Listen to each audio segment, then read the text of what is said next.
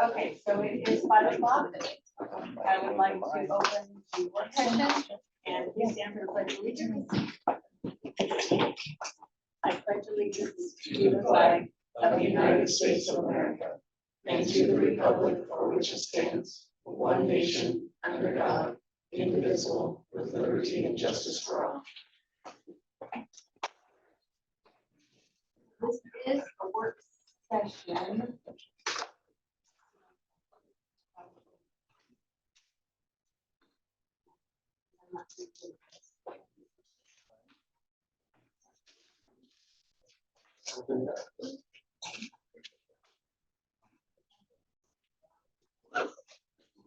Oh, there it is. Yeah. Oh.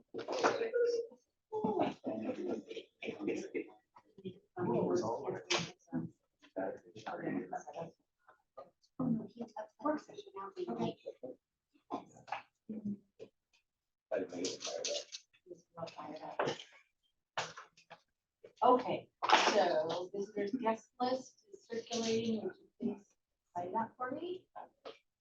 At the entrance, I guess it's over there. If you haven't already cited. Okay, so we're going to start off. Just may I? Yes, please. So we're going to go with the goal session like you guys talked about. There should be a list of who goes in what order. Dinner is coming, but Jennifer wanted to make sure that it was hot and ready to go. So what we'll be doing shortly, we can take a break. When it's time to do that, grab a bite. Okay. So it looks like elementary is the first to present.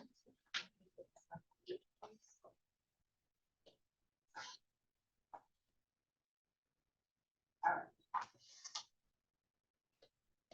So all elementary students will be academically, socially, and emotionally prepared to successfully transition to middle school. That's your guiding principle. Correct. Okay. All right. You guys had meetings to talk about that? Yeah, we met last week Okay. for quite some time and really just took what was provided to the board previously and fit that to fit our new world and our Okay. new building and our new kids. Okay. So that's kind of what you see in front of you. The first starting point is with pre-K.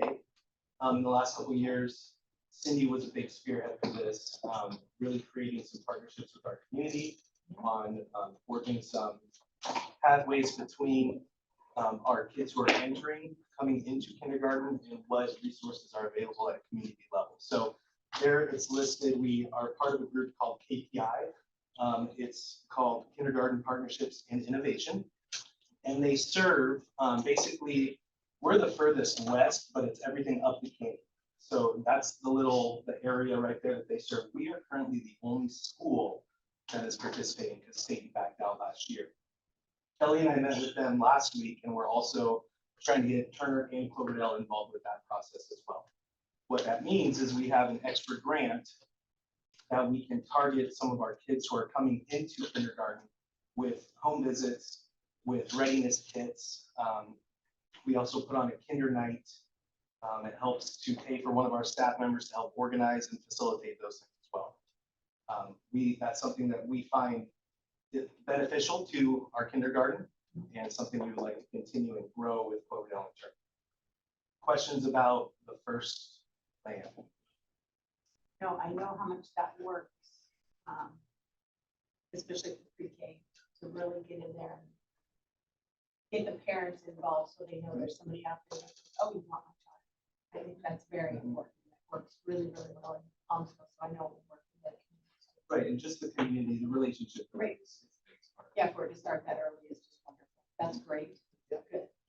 The next thing is third grade reading. Our goal by the end of third grade is that kids can make the transition from learning how to read to learning or reading to learn. Sorry, I kind of messed that up a little bit. But K through 3, the goal is to teach reading. In the intermediate grades, we're reading to learn content. So K through 2 is a very targeted area. We have allocated at all buildings a lot of resources to teaching kids how to read. The goal would be by the end of third grade, they're reading at grade level. And we use a variety of markers to indicate that with our dibbles, with state benchmarks, progress monitoring, all of these things. Okay, questions on reading? Okay, wonderful. The last one is fifth grade preparedness, and this is really the crux of our guidance statement as well. We want every fifth grader as they exit our schools to be ready for the rigor, for the challenges, for everything that comes with middle school. And there's a whole host of things. It's not just academics, it's new friends, new people, new building, new teachers, new schedules. We've got to make sure our kids are ready to go to meet all of those needs. So not just with academics, that's a focus as well, but also really pumping our social, emotional, communication strategies, stuff like that. Math continues to be a focus. We want our kids ready to go with math as they move on to the next. Then down below, we've got just kind of, we thought, this is very kid specific, which is great because that's our goal. We also have a lot of staff members on our campuses who are there to help us meet the goal. We need to make sure that we're pouring into them as well. So the first thing is certified and classified staff. We want to make sure we offer a variety of options for trainings, for professional development, for all of those things so that we can continue to grow and learn and do a better job with our craft. And then that last part, is the three of us, the team that is sitting all here together. We have every single administrator in the elementary here with us tonight. But these are our things that we have agreed to and committed to. We're going to make sure we have equity across our buildings. Every single kid should be able to experience all the same things. And that's a big thing, especially out of COVID, that we identified is a must. Also, all those district-wide initiatives that we do, Avid, Ruler, PBIS, we've committed to be a part of that as well. Providing those professional development opportunities. And then we have committed, the three of us, and hopefully it grows into all of us, meeting at least once a month to kind of look at data, bring data to the table. Is this working? Is this not working? What do we need to do differently? What do we need to amend? Having those conversations as a district-wide PLC. Questions? I'm impressed. This is really good. Thank you. You guys put a lot of work. I have a question about math. I know we're putting a lot of emphasis on iReady. I've heard that, because this is our second year of iReady. So our first and second graders are getting proficient. What about the third, fourth, and fifth graders? Where things are being taught that they're not ready for is what I heard. Okay, so how are we addressing that? How are you addressing This is a great question that was brought up at the end of last year in the spring. Okay. We've actually started our targeted interventions. We started building our intervention program this year, and we're only targeting fourth and fifth graders to start. Because we noticed that the data showed that fourth and fifth graders, that was last year's third and fourth, were further behind than we had liked. So we're going to start interventions with them to start filling those gaps. Okay, and when will those start? They've started already in our building. I believe in all buildings they've started. Oh, great. Yep. Okay. And that's, special thanks to our math coaches, Shannon and Katie. They do a fantastic job of looking at the data, getting together with Matt. They come up with a great plan. We just help support what they need to do. So we've got the right people in the right jobs. What that looks like, we have our reading interventionists that work with our reading teachers in the RTI room. Right. Now we have, Turner has one math interventionist to work along with Shannon. That's pulling out the small groups of kids. And you have two, or you're hiring two? Yeah, we have two positions. We have one filled right now. That's a different story, but we want to make sure it's the right fit. And Brian, what do you have? Now we have one full-time person, but we only get Shannon once a week. So Shannon's at Turner most of the time running intervention. So they have two, so we have one. And Shannon comes in and consults with our teacher, with our IA, also as well as with our teacher. Works that way. Okay. So is it working? Do you guys feel comfortable with the situation right now? Yeah, it's a start. I mean, we've started. We've got to see what the mid-year data looks like. But we're looking at our iReady beginning of the year data. I feel like we are on a good path to grow our kids and get more competency. Another thing that we're doing to address that issue, fourth, fifth grade, we do some spiral math, sometimes like a warm-up activity at the beginning. Okay. And so spiral, you spiral back and review things that should have covered in years prior. Okay. Just to get a refresher. Sometimes like time, for instance, right? Is only addressed in second grade. But we still need to teach kids how to do time and use time, because that is gonna be tested on stage. So like, like first 5 minutes, 10 minutes, so like, gym, wakes up at 6 a.m. And just like how many hours in between, stuff like that. So they have to work the time Okay. and do it that way. So, I mean, that's just a small, like, do volume or perimeters or whatever, just a thing that requires that. That's something that we're doing, related to Shannon, gave some resources for that, so every teacher does have the ability to supplement a Okay. little bit. And I mean, I'm pretty sure Zach is probably the same, so for me, like, I tell them I want 80% of what you're doing in math should be with the solid core curriculum, however, 20%, maybe 15% for supplementing other materials outside to beef things up. Okay. And we've never had a consistent uniform math program, to my knowledge, in our Right. district elementary. We have not. So it's gonna take some time. I think we were in a very deep hole. Mhm. And I what I love about the program too, and they use the SIA fund to purchase manipulatives for all classes, all kids.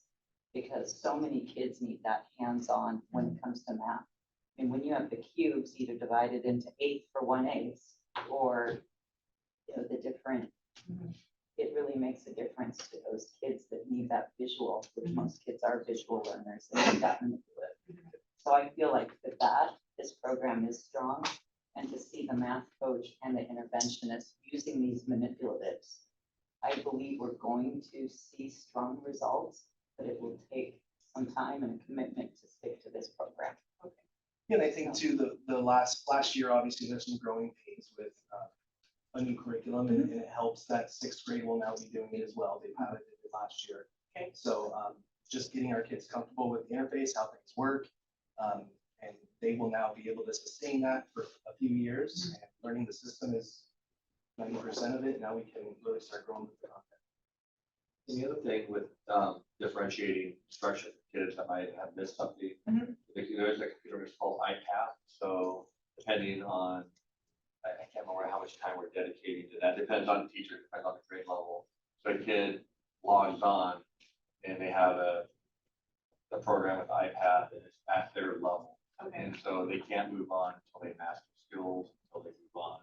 Okay. And so that is a refresher, that's independent study on their own, away from whole group or the standard that they're working on. So kids can either go do more, or they can refresh things that they. I have 2 questions. As older as I am, multiplication, division, I know addition, subtraction. Do we still teach the multiplication tables? Do we still teach division? Do we still Yeah. do that? This has been a conversation we've had as elementary for a while. I think where we landed on, and correct me if I'm wrong, is that we're gonna emphasize practice time of math facts, especially in grades 3, 4, 5. Mhm. Practicing those math facts and really devoting some time for that practice.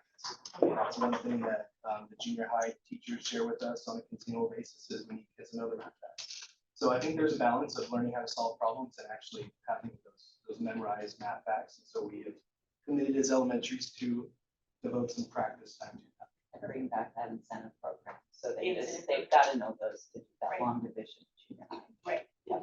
And the other, on top of that too, is one thing that we come through, this whole thing, it's been eye-opening for us.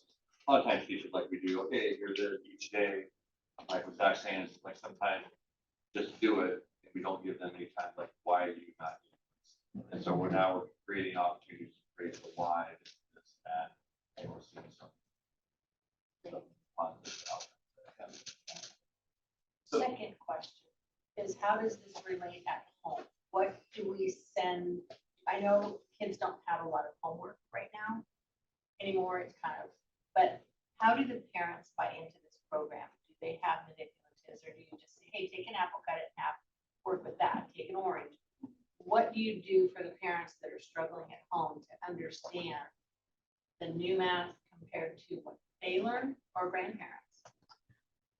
great question. This is an area for a little growth, but I do know teachers at conferences, they give a handout from our iReady program to teachers or to their parents, and it shows what areas they need to dial down a little bit more, and it gives some resources to help out with that. So your child needs to work on grouping. So here are some things you can do at home to help support.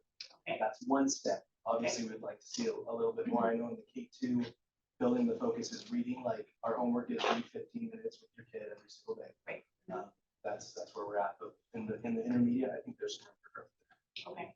So the other thing too is with the I-ready math is so I have to have kids, so I get to see just what that look like. And it is sometimes it's like, what is this math like? What are we doing here? So at every unit or each week, there's actually a handout that is from I-ready that breaks down the weekly standard and that goes home. And so for us, I know we do have binders. I know everybody else is committed to Avid binders communication. That goes home. And the parent gets to read that and say, okay, this is what to do, and actually step by step on how to work through problems, the way that we're showing them at school, they can kind of go along with it. And actually, to be honest with you, compared to Engage New York that we were doing previously, it is completely different. It's very easy to follow. You can understand it, and as a parent, you sit down with a good time. It helps out a lot. That's great. Lisa, you feel the same way? You have children too? Yeah, Dylan's an 8th grader and some of that fuzzy math, it's like, it's 4th grade, how hard can this be? But yeah, they worded fun. They do, yeah. But yeah, this is way better. Good. Okay. 3 minutes. What are the questions you guys have? Because I kind of been up A couple comments. Oh. Okay, first of all, I wanted to say that I love the word equalness with the grade. Yes. Because I don't think that's always been going on. And with that, also, I want to say that, and I can say this because I'm an old timer in this district, this is the best elementary administrative team we've ever had. There's just no doubt. I was a parent right now in the district with you guys. I would feel so good about where my kids are going every day. And anything else? I appreciate, I think I understand every goal that you laid out and they make sense to me and I think they're right on the money. I wanted to highlight what Ruth just said about the unity and seeing all 3 administrators sitting in the same row and committing to being in regular contact. I really, really admire that. What I'm focused on is what the policy implications or the budget implications would be if you're actually going to pull this off. I think you will. What is it that I need to be watching for in this chair right here? Great question. And feel free to answer as well. For us, it's a staffing thing. I mentioned we've got our math interventionist. We've hired 1 person, but we have our second one still open because we're not just going to put a warm body, right? It's got to be someone who can relate well with kids, someone who's got a heart for what we do. We have offered in our other Title I reading program, we've offered to several people, but they've elected to take jobs other places that are higher paying. So we've got the positions open. We've got things ready to go. It's just a matter of finding those people. I don't know if there's a way for us to, advertise or do more job fairs for classified or a way of getting, the good things that we're doing out here come work for us. I see Lisa posting on Facebook about those things. But truly, in order to get this done, we can't do it with a skeleton crew. We've got to have a full staff crew. And I would say also, as a former high school teacher, if I were to go back into the high school classroom tomorrow, I would not need a whole cadre of computers. If I am going to have kids research, they could bring out their phones. And I was surprised in my new role of how dependent elementary curriculum is on the computers, more so than my global studies classroom was, because of the I-ready path. And you mentioned about how parents can use it at home. The kids can work at their own level, and then the I-ready path takes them to wherever they are. If they need to have it a bit easier, it goes down to that level. If they need more of a challenge, the computerized portion raises and increases their level. So it's actually more computer dependent than some of the high school classes. So just getting that technology in their hands to use this new program.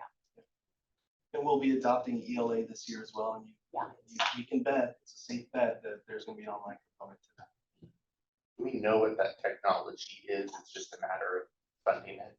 Yeah, and also Michael's done an incredible job. It hadn't been updated for years, and I'm sure they'll talk about the access points that they're putting in. and getting it, because even if we had a room full of computers, we couldn't use them because we needed more access points. I know you have talked about that. So they're doing what they need to do.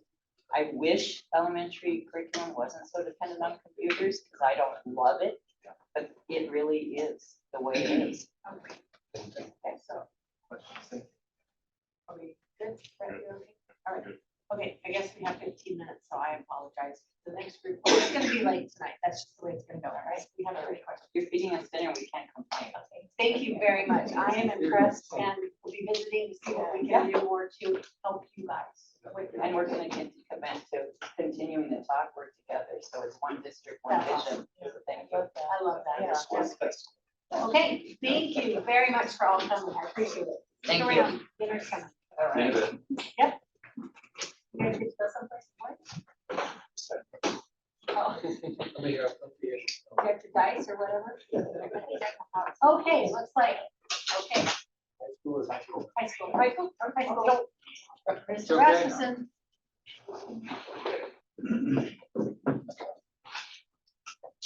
All right.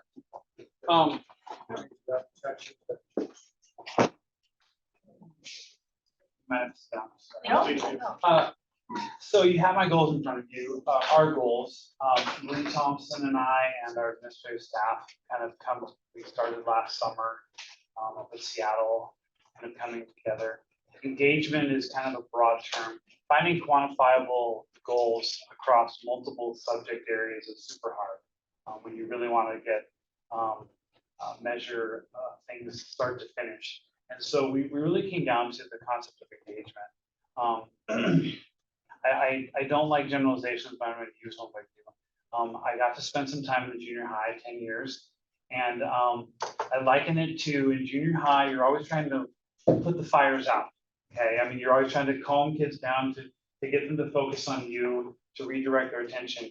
In high school, I feel like you're lighting fires a lot of times. They're sleepy in the morning, they come in, they don't know what to do with their future, you're trying to light fires. And so engagement kind of became to the forefront. And it's an education buzzword right now, engagement is, but I think it fits.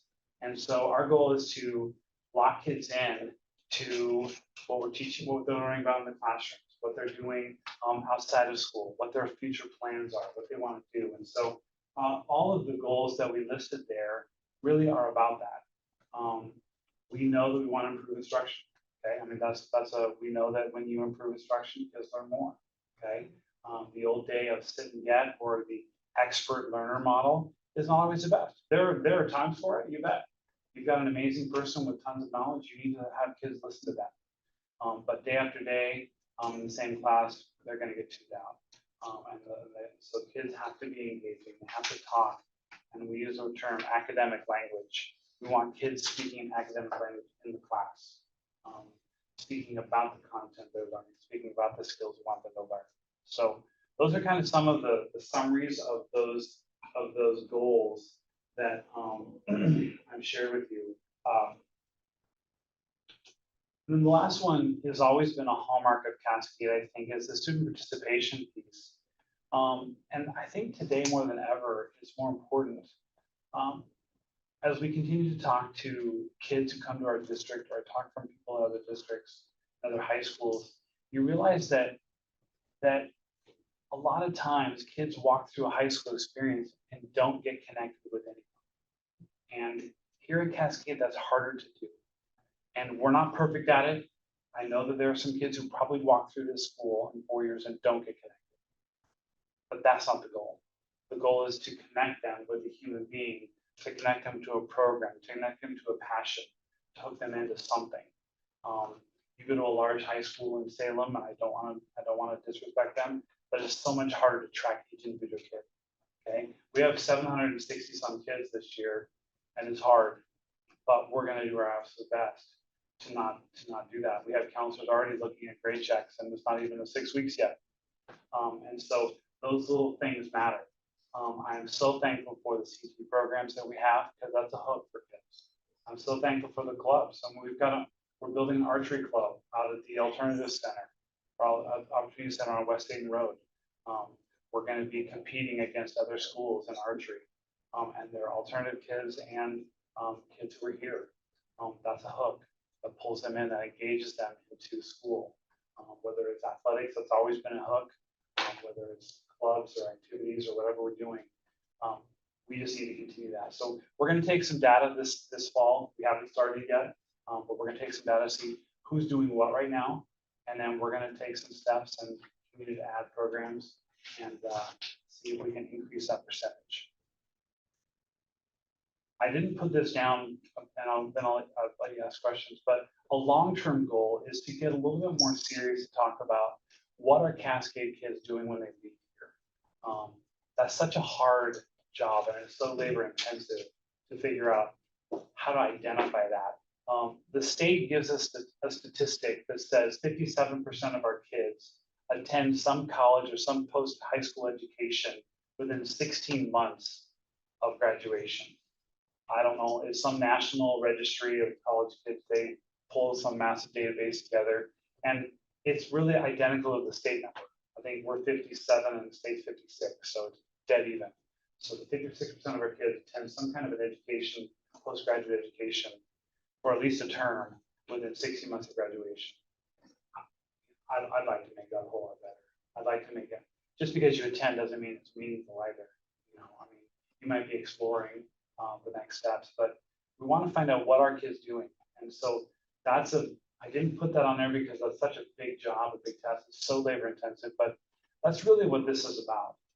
Creating people who are going to leave here and do great things in this world and be great citizens. So that's kind of the future. We're still pondering how to get there. Okay. So 3 goals. What do you guys think? Comments? I think they're amazing. I think they're good.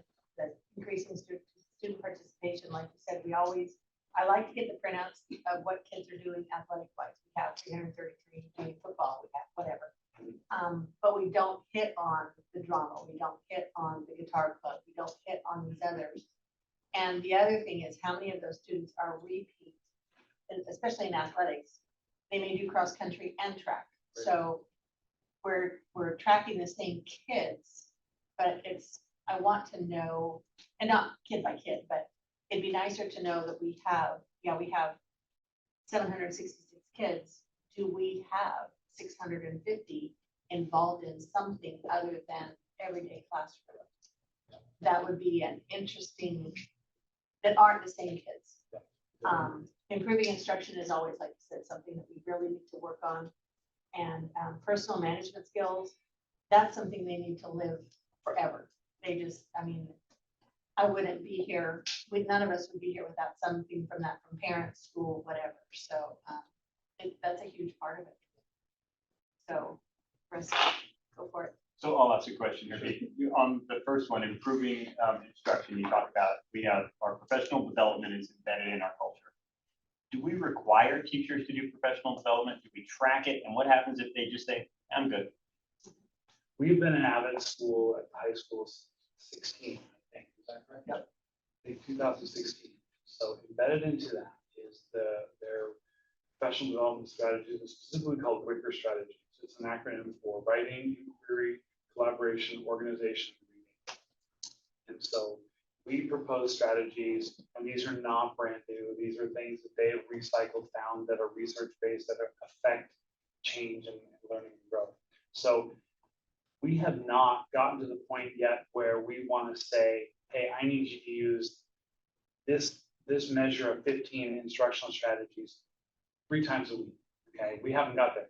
It's coming. One of our this is my board broad view. We also have some Avid strategies, and by spring semester, we're going to ask teachers to use 2 Wicker strategies that we've shared with them a week. And so we're going to talk about that. One of our specific goals, I think I roughly mentioned, is we're going to come up with a list of 15 strategies that we have used or we'll share with staff. And 3rd trimester, we're going to ask them to use 2 of those a week. Okay, because it's too easy to fall in a habit. It's too easy to fall in the same thing every day. Okay, here's the opener. Here's did you guys do your homework last night? Let's check the answers. Here's the new slides for today's lesson. Here's the worksheet. Let's go. Way too easy. Kids tune out on you, check out on you. It becomes about doing instead of learning. You're not inspiring anymore. And so the real goal is to use these strategies to light fires, to, hey, we were talking about that subject. What does that mean? How could that apply to me? That's fascinating. Did I see that on the newsletter? Is that part of the election topics coming up? So we've never had an accountability system necessarily, but certainly that's something we're headed towards, right? You bet. Because as soon as you start making accountability, now you have to talk about evaluation systems and how do you embed that in with our, collective bargaining contract, those kind of things. So it gets stickier, but certainly if you create a culture of expectations, why not? And why not? And certainly we're headed that direction. Anybody else? I just wanted to say, I really like the connection piece that you're talking about, because even if some kids don't get involved in after-school things, if they're connected with somebody here at school, they're going to be a better student, better in every aspect of their life. So I guess I'm wondering, how are you gonna go about? Well, we have all these different groups meeting already. I mean, there's 25 kids in the theater right now practicing for the fall play. So if I give all these groups and sports teams rosters, and I want to know two things. This is their first time participating, or how many, is this their third, fourth, fifth time participating in this activity? And so we can get kind of a history and then put those numbers together, because you're exactly right. Just because we say we have 350 athletes doesn't mean 350 bodies. We've got kids who play multiple sports. So is that number shrink down to 175? Okay, so that's part of the answer there. So we'll do a survey this fall before winter sports begins, and get a hard number on that. So. I want to share one more thing with you, if I may. So 15 years ago, Mr. Thatcher, 16 years ago now, holy cow, Mr. Thatcher became the principal of the high school, and I was his vice principal, and he came up with 3 theme words that I think still ring true today. And so he said, Pete, go make a banner. And I'm like, graphic design is not my gig. So I get on to Microsoft Office 2000 back then, and we make this poster that's hung in the halls for this many years. Okay, it's publisher 2000. So we talked with the administrative team in the high school this year, and we really feel like the elements of excellence, community, character are still exactly ring true today. They haven't changed. I mean, if we really want our programs, we want them to be excellent. We want kids to connect to the community. And of course, we want people with character and to teach about character. And so that has not changed. So we have purchased new, this time I did not make it. I got someone who has some backgrounds. And so we have a new banner, the exact same principles. And we've bought 4 of these, which will go up around our school. So this is the umbrella under which all of those things, engagement matters. And so I think that's where we're headed, that's the future, and that's what we want to do here at Cascade. I think that's excellent. I want to see that in Much more all of our updated. buildings, something like that. We need that in the gym too. What's that? We need that. Yeah, there's the old one still up in the gym, Okay. and we have some banners hanging, and I've already given Mr. Rise right there for a new one. Okay. Nice. Any other questions or thoughts? No. I don't know. Perfect.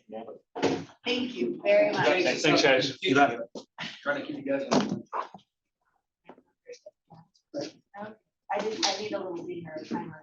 Okay, Buzzer, red light. yeah, there you go, easy button. I just have that channel. Okay, fine. Oh, geez, I'm in trouble now. Okay, what is Director of Education?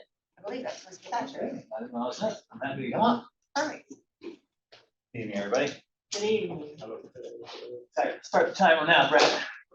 Watch your own, buddy. So, I have a couple goals that I turned in. I'll certainly ask questions. The first one is around curriculum, which, as you just heard, at the district level is probably one of the most important decisions we'll be making this year, especially the one that's elementary language arts.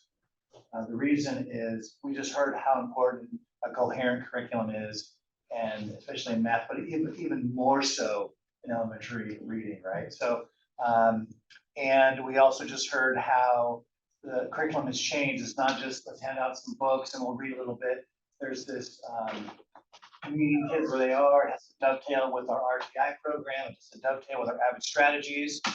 Yes, you're absolutely right, there's gonna be a huge online component, which is a blessing and a curse. The blessing is it can pick up kids wherever they are and give them individual instruction.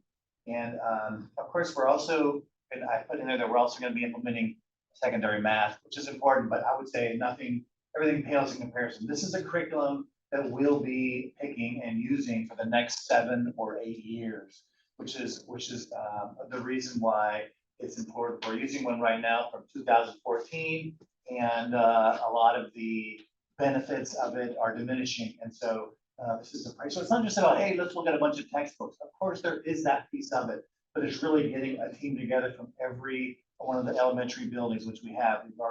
These guys were awesome in saying, here's my best and brightest teachers, and you work with them as we go through and select. There is a process. Certainly the state approves about 10 or 12 curriculums that they already have approved. That's math, not quite yet, but the English language arts ones for sure. And then we would scour each of them and all the pros and cons and how they fit in with, again, our response to intervention model. We've been doing this one-on-one approach to get kids out where their weaknesses are. With our Avid Strategies, how does that work with our Avid Strategies? We've been pouring into these teachers for the last 7 or 8 years. How does this new curriculum work with that? And then we would come together to narrow it down to 2 or 3. Again, get more input. Also, we're required by OE to really get community and parent input, not just like, hey, this is what 5 teachers and the director of curriculum thinks. This is what we believe, and here's why. We get input from stakeholders, right? Get input from our ELL teachers and our ELL students and families, and then make a decision, which is also a significant financial investment. Thankfully, we've got some resources. I don't know if you guys remember in the past, these important decisions got put off year after year. Well, we don't have money for textbooks. We don't have money for curriculum. Right now, we do have the resources. We have resources to hire some of the supports, both in math coaches and IAs, and we also have the resources finally to purchase some outstanding curriculum. But this is going to be a big decision because it's going to last. This is going to impact our kids teaching and learning for the next 7 or 8 years. Yeah. So on those lines, is there sales folks that are sitting here talking to you saying, hey, here's our curriculum, how's this vetted? How much pressure are you getting from sales folks saying, hey, mine's best, buy this one? Yeah, well, of course they all think that, and they're constantly. I said, well, first of all, I think we have a pretty good relationship with some of the sales reps over the years, so they know kind of us and what we need. But of course, they make money by selling. So what we're going to do, what we've done first, is we've gathered all the materials, samples, and then we have video recordings of their presentation that they did with a bigger school district like David Douglas, for example. And so that way, we're not like getting the hard sell. We get to sit back as a team and look at all the materials, pros and cons, play on our own, but a video presentation, not some live person that's coming and trying to like just give us the hard sell. And when we narrow it down to 2 or 3, then absolutely, we'll invite some of the, not just the salesmen, but another big piece of this is it's not like, hey, well, here's your books, have a great year.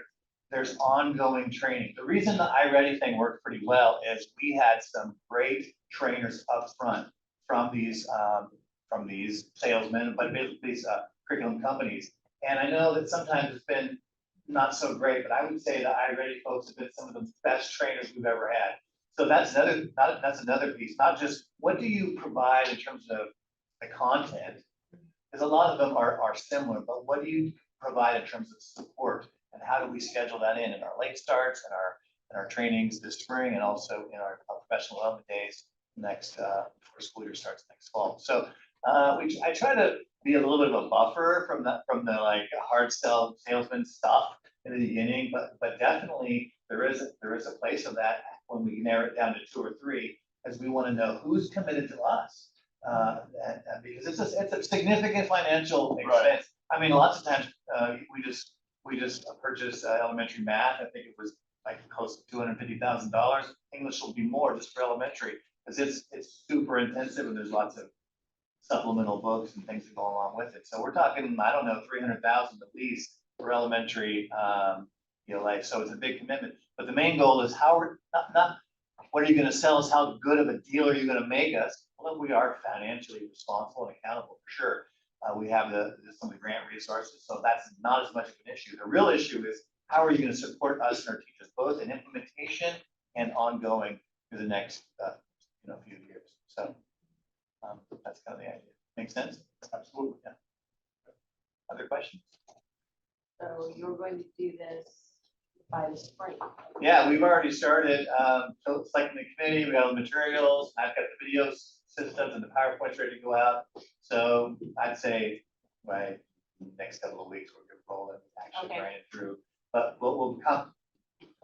we'll be able to present, as you know, we postponed ELA for 1 year. Right. Because a lot of other districts adopted English last year, but elementary adopted math instead. We swapped, because this is really the math year. And that was kind of prior to me, but the argument was, we had 0 math curriculum, we need to do that now. Right. And so we just kind of swapped those two. So we have to obviously vet it to you guys and the board makes final approval, but we need to make some final decisions early spring. Because again, we don't just want to have, hey, the textbook showed up in August, come get your stuff, teachers, right? Because then, okay, school's starting, we've not always been very thoughtful on the classroom and how long teachers had to get familiar and comfortable with the materials that they're gonna be implementing. So early spring, probably the latest. Okay, and then do you as a committee or whatever, contact other districts that may use the already used? Yeah, we're already doing that, absolutely. I mean, one of the benefits about postponing 1 year, even though it's a challenge, Right, because we're using one from 2014 and some of the books are old, some of the books are missing. I mean, the elementary folks have been super flexible and we've had to buy stuff online from used stuff from Amazon to kind of fill in, and we're just growing, right? So right, we had a new 5th grade classroom, all of a sudden now we've got to find more 5th grade books from and materials from 2014. Although there also is online, even from that, they're not quite as rigorous, Okay. not quite as robust, but we still have good resources. But bottom line is, yes, we're getting input from a lot of districts already. you're able to, Yeah. okay, And also, they're not to diminish, secondary math will also be adopting, and at the same time. Those choices haven't even been sent out yet. We don't Okay. even know what our options are. We probably won't tell them in November. okay, okay, So, okay. other questions? If not, I'll move on to the next one. Another huge piece, not in terms of like importance of teaching and learning, but a potential salvation to time sink from administrators and districts, or administrators and principals throughout the district. Right now, the way schools are funded and held accountable is completely different than it was maybe just even a few years ago. And you've got all kinds of grants that are coming at us instead of just general fund. And which I'm happy to take a big piece of a lot of those and manage, and that's been fine. There's significant chunks of money to help us do great things like SIA, which is 1.8, $1.9 million a year. We could not do a lot of these things. We couldn't hire all these positions we talked about, these student investment account grant funds, for example. But with that comes just buckets of reporting and data, which again, we're happy to do. The problem is there's about 6 or 7 of those programs. There's the early intervention programs, there's the school improvement programs, there's the CTE, the Measure 98, the high school success programs. There's about 6 or 7, and all of those require somebody, some of it's me, some of it's Tony Walisa, some of it's building principals, some of it's Dawn, to gather like hours and hours of data and reporting and justify how we're using these grant funds, which that's fine. But a lot of the information is similar. It's like we're doing 6 jobs over and over again. And so a lot of us are like, this is insane, ODE and others. We're gathering the same information. Can't we somehow put it together where we can submit all these reports and this data on our demographics and our teaching and learning and our test scores and all that, and submit it all in one kind of package? They want the same information 6 or 7 different times. It impacts the fiscal office as well. Great. So finally, there's light at the end of the tunnel, there's hope. And so when it comes to ODE and new policies and plans and procedures, some people are super skeptical, maybe I'm one of them sometimes, but we're gonna go all in and help them and help us do this, is the idea. And so some of us already, Mr. Drill, myself, Tony Walisa, Don Moorfield already went down to WSE, who's gonna help manage that regionally. And what the goal is can we come up with a system where we can put all those grant funds and the data together and say, here's Cascade's plan. And so that's a huge undertaking, both to do it and to get ODE to approve it. But I should be able to, hopefully, that's the goal, to bring you a plan in May that saves fiscal and central office, building principals and data people and Carol Delamarter and technology, a tremendous amount of time and energy to be able to submit this stuff just one time. And so it'll be a lot of legwork in between. We've had one meeting so far. We have another one at the end of October and probably one every 6 weeks throughout the end of the year, including getting stakeholder information, surveys, and data. But again, we only have to do that once, and then we can apply it to all of our grants. That's kind of the idea. Big undertaking, but I think it's worth it in the long run. It's going to save people a tremendous amount of time and energy and still get good information about how we can help teach, help our village, help families, help teaching. So, Which will give more time to the kids. yeah, Paperwork. exactly. I mean, yes, exactly. It's just, if I showed you some of the duplicity that's going on and the same word 5 and 6 times, it's just not fair to people that are already super incredibly busy, as you well know. So hopefully that's a positive for everyone in this district. That's a great idea, because it will end up helping everybody. Yeah, I mean, like I said, you know, if we got our part, everybody has their part, and there's always that's, you know, they can change their minds again in a week and be like, no, I'm not doing that. So hopefully, it goes well. Okay. Any other questions, comments? All right. Great, thanks, Ed. Thank you. Trade, junior high, that's, Okay. and then we'll jump to safety after that. That's okay. Somewhere in here, we'll take a quick break and we get food done, maybe we can grab food. You're holding us up from food, Debbie. No Sorry, I'll go pressure. fast, No pressure. yeah. Hey, get that stopwatch going. Oh, yeah, hang on. I think 2 minutes ago. We'll see. We did good. All right, go. Good job, Beth. Okay, my first thing, I've always been a data person. And so when I looked at state test scores last year, at the end of year, start of this year, panicked a little bit. They were definitely not where I would like them to be. And I know state test scores are not the end all be all of anything, but they definitely point out where there are flaws in our system or our teaching or whatever it may be. And I think that's important for us as a staff to, the math department to look, okay, where are our holes? And if 75% of our kids are not doing well on a certain strand or whatever, there's definitely an issue and that we need to fill. Language arts tended to do quite well. And I started looking, well, even during COVID and all of our online teaching, kids had to read. But math was so hard online and there was a lot of reading involved and trying to explain to a kiddo how to differentiate or to multiply fractions and all that became quite challenging. And I think we all know participation online was not great, especially during COVID pieces. So I was observing classrooms and kids would be there, but you know, their camera wasn't on them, it was facing elsewhere. Teachers were such and such, and who knows where they were or weren't. So math definitely took a hit. And so my goal this year is we need to increase scores across the board.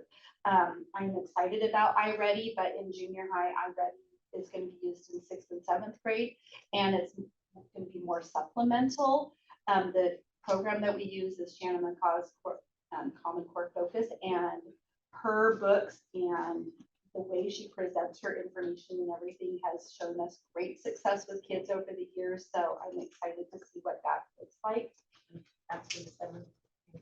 6, 7, and 8. They all use the same curriculum. iReady will be, our 6th graders piloted it last year. The new 6th graders did it all as 5th graders. So all of them have had opportunities to use it. So it's a lot less teaching everybody how. The math department, 2 of our teachers went to a conference and got some great ideas from Shannon McCaw herself on how to provide even better instruction. And so during conferences, we're gonna have PLC time where, and grade level team time where these math teachers get to sit down with each other and let's look at our holes and how are we gonna plug the holes moving forward. One thing I've noticed is that language arts, they get support in so many other classes because you have to read in social studies or in health, and all of them provide opportunities to write paragraphs that support, you know, based upon their findings and their readings. Well, math is kind of its own entity a lot of times. So I'm asking my science department, because it does a lot of math related, but social studies and health and English, they frequently have graphs, which are also necessary in math to, you know, hey, let's do more with the math, the graphs and pull that information in together to better support all content areas. So not just one entity for math departments kind of strung out and language arts is getting support everywhere. And to be honest, I'm so excited to see what the elementaries start bringing our direction. When we switched to RTI, I don't even know how many years ago, within 3 or 4 years as a 6th grade, we started to see a huge change in the kiddos walking through our door. It was initially a lot of teaching them still how to read, and now we were starting to be able to use what they knew, how, you know, they came in with skills and we were able to up the ante. So that was just such a cool thing to see, and I'm looking forward to seeing, okay, our little guys are picking up steam, so what's that going to mean to us down the road? I just think the long-term benefits are going to be phenomenal. So it needed to be done quite a while ago, but I mean, time and money and who knew what the world was going to do. So I'm super excited to see how, and all of us being on the same page, it'll be a huge, you know, just coming down the way. Great. Yeah, that's fun. Okay. Pete had mentioned extracurricular activities, and I am definitely picking that one up. We all knew COVID and the lack of engagement. Kids are wanting engagement opportunities, and junior high is tougher because they can't drive. So getting them back and forth is a challenge. We now have a commuter bus, so any kiddos who would like to stay after school and participate, it's an opportunity. And we've opened it up so it's not just the athletes, because you guys are right, for a long time in junior high, that's pretty well who stayed after school was the athletes. And there weren't really very many other opportunities. If you were a band kiddo, you know, you got your couple nights a year, you know, or a choir kiddo, but then what about the rest of the group? And my staff has really stepped up. I have multiple lunchtime activities for kids. My new choir teacher, she does karaoke in there, and I walked in there the other day and there were kids that I would have never dreamed sitting in there participating. And some of them were just listening, but it was a great opportunity. I have 2 other classrooms right now that are doing homework club. When Mrs. Bazinski gets done with volleyball, she's willing to pick up and do a game club at lunchtime, just so opportunities are happening for kids who might not be the athletic kiddo or the band kiddo, but there's some place for them to go. The lunchroom is big, 400 plus 7th and 8th graders in there at one time. These are quieter environments that they're more willing to be participants in. I had a 7th grader email Mr. Drill and myself that we should start a fishing club because bass competitions give lots of money. Yeah. So it seems to be true. So I emailed Steve Ball, hey, what do you think? It is bursting at the seams, this fishing club. He put out a feelers, hey, does anybody have some, you know, ponds or something? People left and right were volunteering their space on their rivers or on their banks. We had people actually from the coast volunteer salmon fishing trips, free to the kiddos. So Steve Ball is all over this. He had a donation drop off at Turner Lake. People from all over the area were bringing fishing gear for kiddos. So this thing that we weren't sure how it would do, now he's not sure how he's going to fit all of them in boats. So he's like, now we got to go 2 days a week or something. But kiddos that you wouldn't have imagined, you know, doing something, here's this opportunity. And then Mr. Rozo and Mr. Thompson and Mr. Martin have started a video game club on Mondays, and that's also become quite popular. And they're going to do 2 tournaments, one tournament each term, and that's getting a whole nother clientele through the door. We had 2 of our life skills kiddos sign up to be in the tournament, and they're just thrilled to be able to be part of something that normally, that's not something up there. The sports and stuff isn't really their thing all the time, but it's such a great opportunity. And they're super excited, and they might not last very long, but they're there for the stacks and, the camaraderie, and they're getting to participate. And it's just a super great opportunity. So my staff is, really finding ways to make connections, because we all know kids who go home and have no supervision from the time they get home till mom or dad shows up, they're not always making great choices. So having them be around an adult or some positive, enforce occasionally or more often is definitely going to help them out. That's so great. Wonderful. Okay, last one. So You got 4 minutes. 4 minutes. oh, I'll go fast. Fine. No, Oh, darn. He had mentioned about putting out fires in the junior high. Last year we had fires left and right. We were dealing with fires, and so this year we're really trying to, when there's smoke, there's going to be a fire. And so we're really reaching out to staff early on, where is some smoke, and let us start dealing with those kiddos well before they walk through our door, because they've done something that, could we have prevented it in the beginning. So that has really helped us. Last year, we dealt with numerous kids out of the gate. We are now having kids walk up to us and letting us know that there might be an issue coming. Last year, that wasn't the case. It was after the fact, by the way, where were you guys 10 minutes ago to help us out? We're doing positive notes, and I have to tell you, one of our kids who drove us nuts last year, he got a positive referral because he helped out at buses and told the kid to knock it off.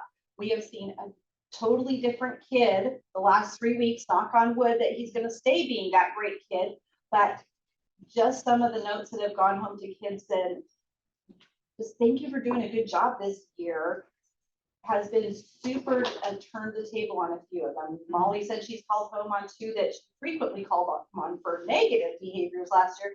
Mom and Molly were crying because it was just such a fine turn of events. So we're hopeful that these, being, looking at kids in a, planning ahead and talking to staff about which kids are, maybe going to have an issue, plus rewarding the kids who are doing a great job. And it's not always the ones that, get that little note on the refrigerator is a big deal to them. So, and the phone calls home are great. So, and kids panic, even the good kids coming through my office, why am I here?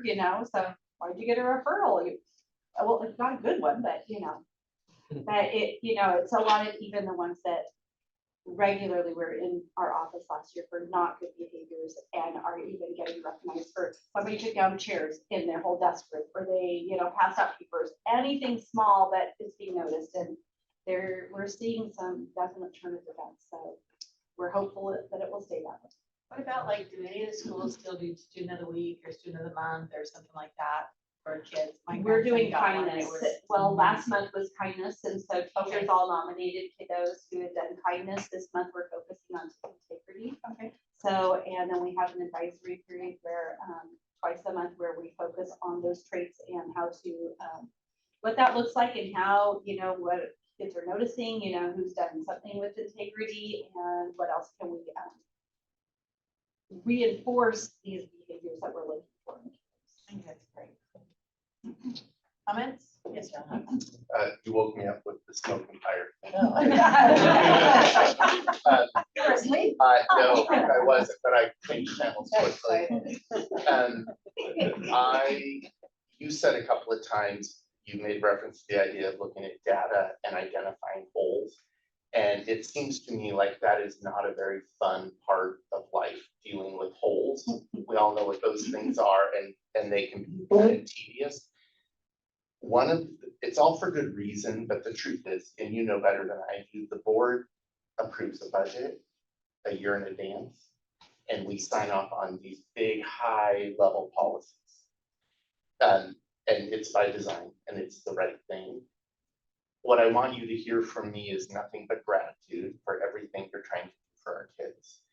And then to the extent possible, when you analyze the data and you find the hole, if there's something that we or I could bring influence to that makes it more quick than a year, we need to get as nimble as we can possibly get at dealing with holes when they are identified. So I'll be listening carefully for your voice this year on what the board can do to help you fill holes quickly so that kids can get off the flight. I think our holes in instructional assistants, like our elementary has commented on, is tough. And getting people who are truly competent in math is even more of a challenge. So you want these math IAs to help. And then, you know, we are hoping to get 2 in the junior high. I have 1, but to get somebody who can help with algebra is another, you know, whole component. You get these great people who are willing to help, but if they aren't math savvy, it's not going to help us much at all. So it's that catch-22. How do we get somebody who's qualified and good at, you know, the content area that we really need at? So it's that, how do we fix that? Find balance. Yeah. Okay. Okay, well, thank you Thank very you. much. Appreciate it. So you're right at 6, just a little bit after. If you took 10, 12 minutes to grab food, you'll be right on track. We've got Brian and Phil. Trying to keep you on task, but as we find every time, no matter how many hours we put into this, we have more. So it does allow for you to hear the depth.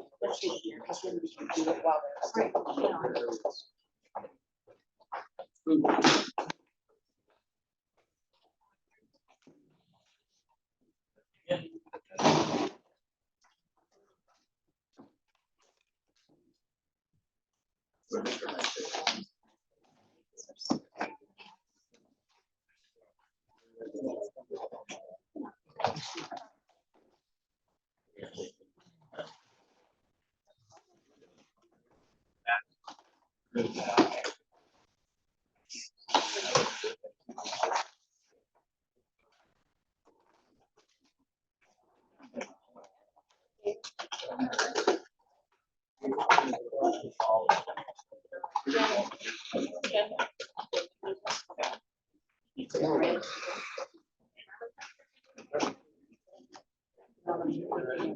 We'll follow you. Yes. Grab some food right now. You can grab it while you guys are actually listening to, you know, we just pick and chose. We decided that.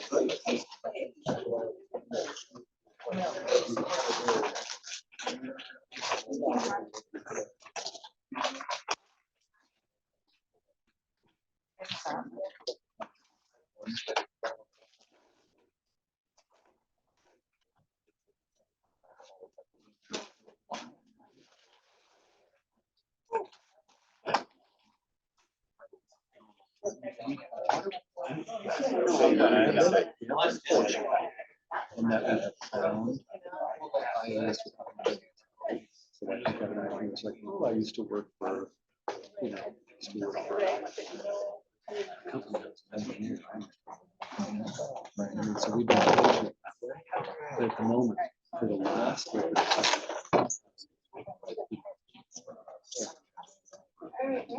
Teachers.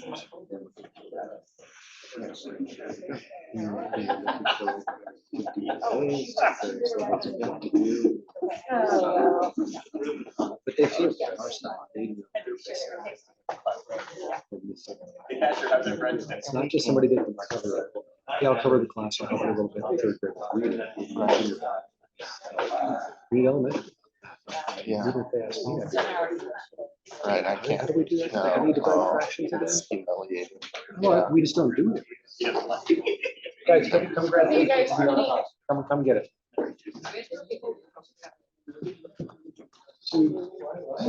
How are you?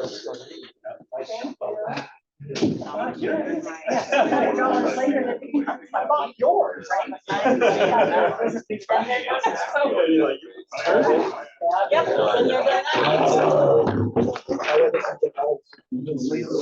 All right, I'll try to be more engaged. No. I just wanted to be sure.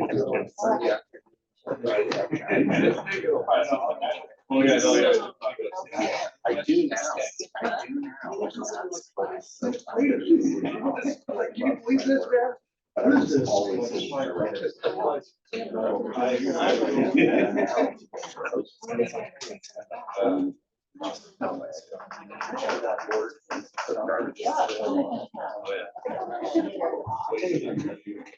You're gonna love it. I call Ruth sometimes and she's like, I'm like, "We're having a good day." She comes back, she goes, "I'm always happy." I'm like, nowhere. I knew I would like it. Yeah. I saw you today. didn't you? I was in guys coming down. Black car, or has black car. Yeah. No, that's Karen's car, he's taking it back. Yeah, but he was driving, I looked at the guy and I went, I know him, and then the white car was like, I know her, and I waved, and you were like, I don't- oblivious. I'm oblivious.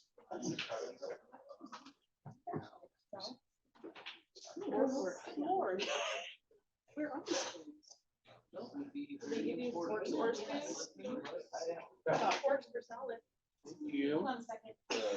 Hey, dish your plate. Just drink it out of the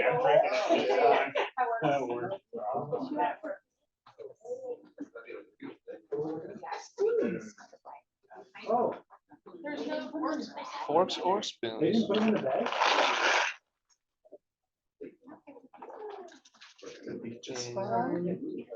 Napkins? What, that's part, right? You did the breasting. Yes, exactly. One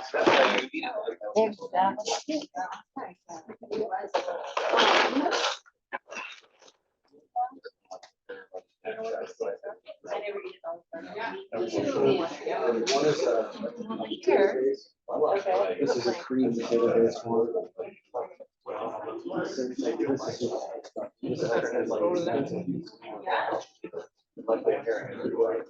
That's got.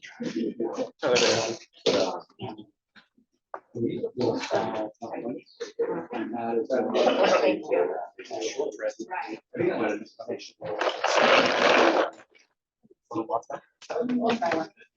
Which one looks good? What do you think? You just remember you want.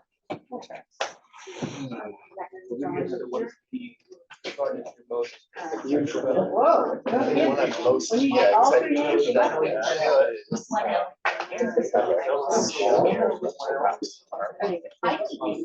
not? People always say, they're like.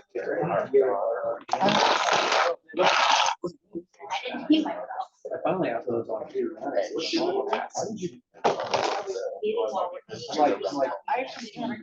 I know, we don't.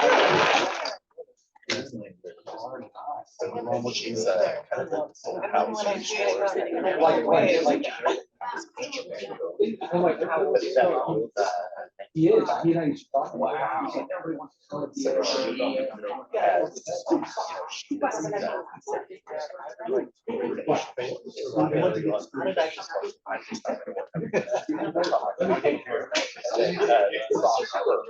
Yeah, they're original.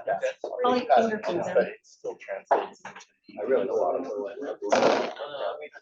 Working with my daughter, I have to go like, you know, so. But I'll cool. Raspberry crumble cookie. Oh, Sure. man, those look really good. All right. See what-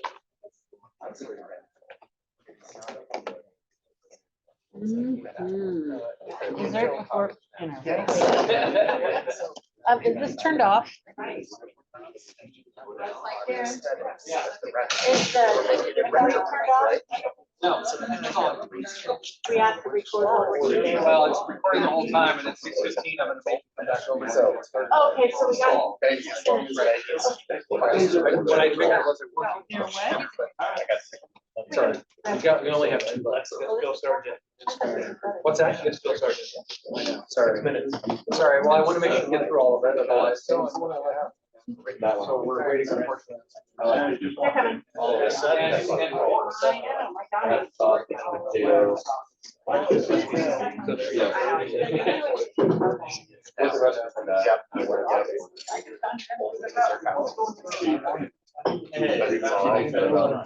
Thank you.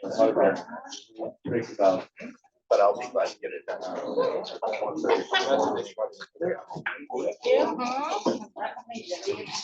You are. So we're over here. I'm glad.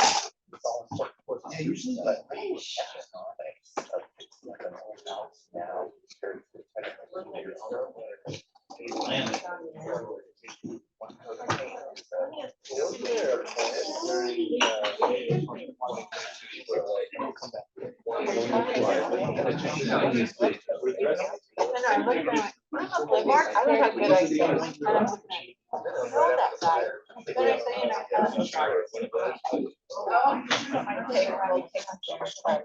We got you, Brian. Well, Yes. Oh, those are so good.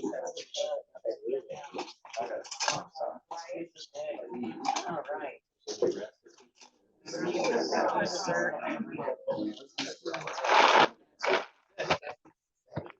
Yeah, we're done. So, yeah.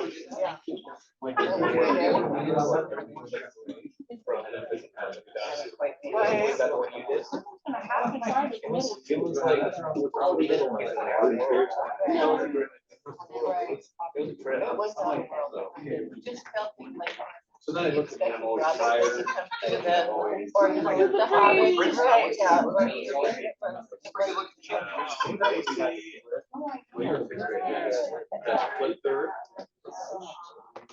I didn't see it the last time. Yeah. Right. You wanna go at 20 out of Let's do 20. 15 country clubs. Okay, I'll take this. What time is that? No, it's okay. I'm taking care of business right here. Do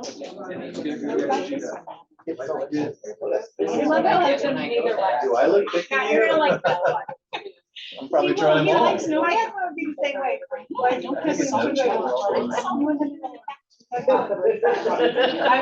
not what I heard.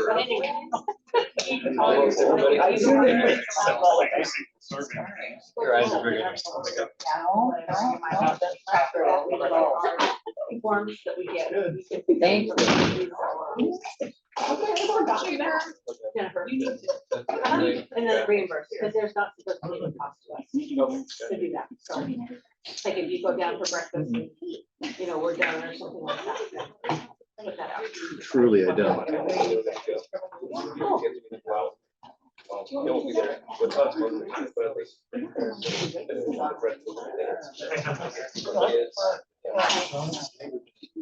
what, you take it down. Oh, that's a good idea. We've been talking about it. We try to Yeah. close the river. We I'm always sure do they'll good. You told me your wife's not going. Saturday market. That's correct. Saturday market. That's correct. I believe so. Okay, I got him down for every night, but the changes. I'll let you know.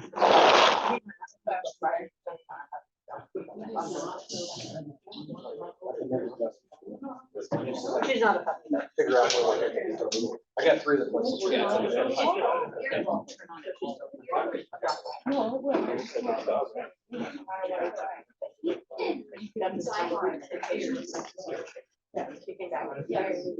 I love Angie, but I know my that's great. Oh, they were.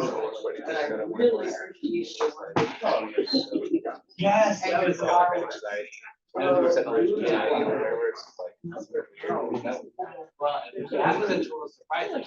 Oh, there's a car rally here.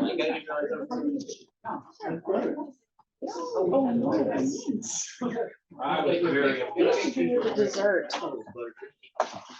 That's the kind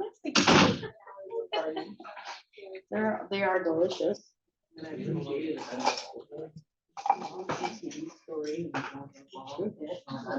we went to that meeting last week for the, whatever it's called. The last name. Or not, yeah, oh, that's big. So this is like at the end of it, I'm like, yeah, what do you want? Oh,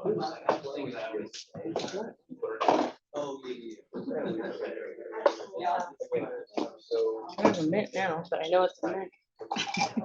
All these things. I So I don't even know. So basically, they were just letting you know what they're. Yeah. Awareness, you know. I kind of felt like there was really a segment of it that was given, you know, with research. Oh, for sure. Yes. It's Like talking we about have the now. finances. Yes, right. Very discerning. What is the general, just generally, what is the? Yeah.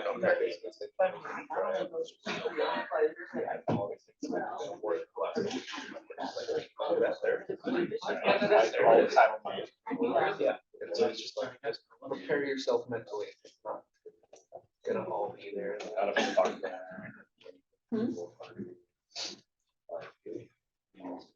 I was thinking like how they phrase like. I don't want to live there. Because I thought, you think it also, it's only fine. I bought some extra. Same time. Right, it's a system wide. It's government. System-wide economy. That's what they were saying. Yeah. Yeah.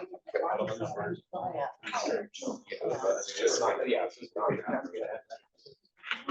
It's not this word. Yeah. Kind of fun. It was kind of, I felt really good because listening to different people that were, they were all talking about how they're enrollment is. And really. Your daughter's been traveling all over the place. There was one in the school, what's that state up by Vegas? And like, Oh, yeah. Maybe it was Dallas. It's all those? Cascade,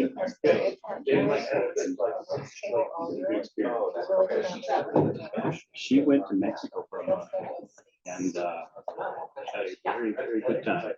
And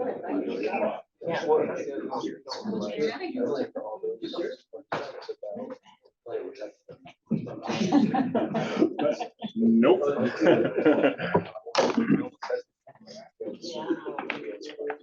Right.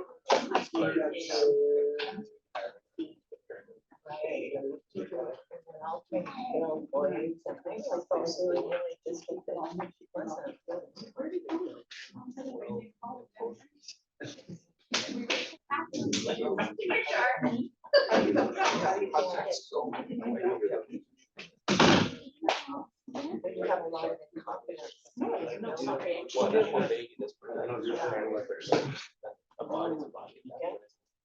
Well, it's not number three.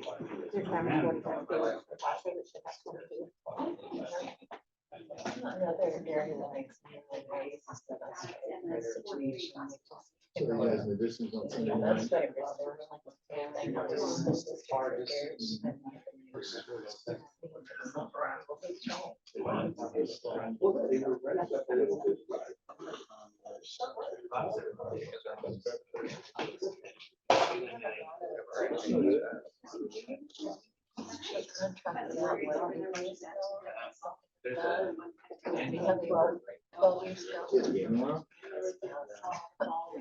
Not looking good, huh?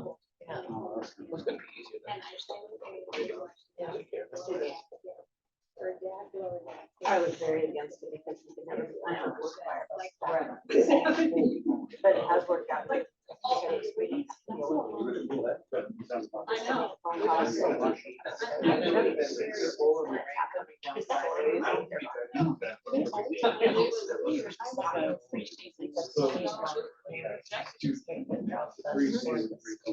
a janitorial service and that kind of thing. Yeah. Yep. But,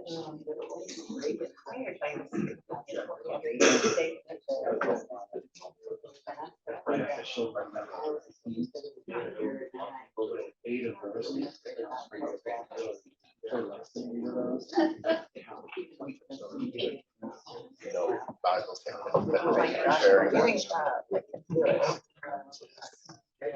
You brought me the resolutions. I think you've done one of them.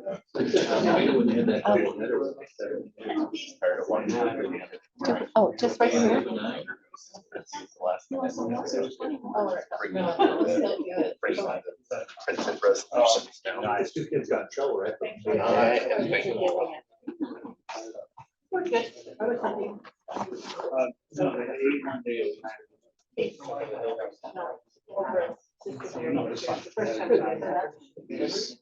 Doing 4:30 on Saturday, which is great. No, we were actually. saying they got this. We should. What? Oh my God. I always told me. I'll probably do it at least every day. But I think that's just to be my-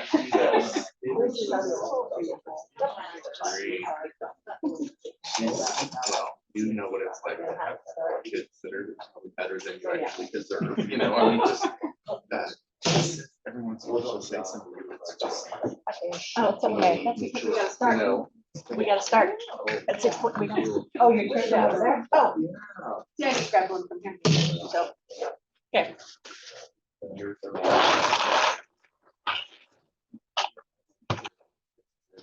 I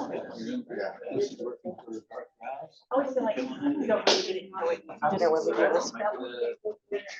Very nice. Thank you very much. Yeah. You're welcome. All right, about ready? The obvious, they're all getting. Diane, you all right? My kids are all heading the right direction. No worries. I'm gonna do this. Whether I should or not. Okay.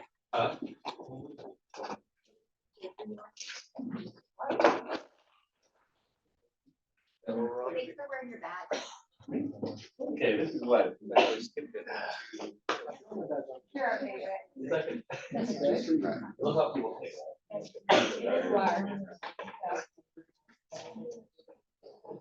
You're a good man, Brian. Oh, I know. You're a good target at least. Yeah, we were talking about it. Oh.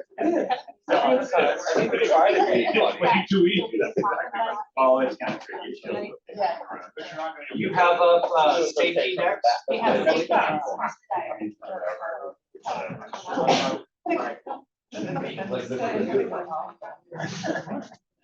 Mr. Dyer, you have the floor.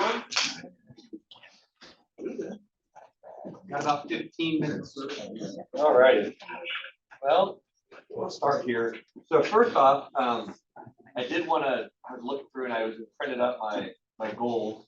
And then I noticed that I went through and I just adjusted the ones that we had previously. So if you didn't notice, I did change the date. So I was going off was 2000. However, they are different from back then. I did make the adjustments, but some things were different in the fact that, well, first off, it was to create positive relationship with first responders. Now it's to maintain.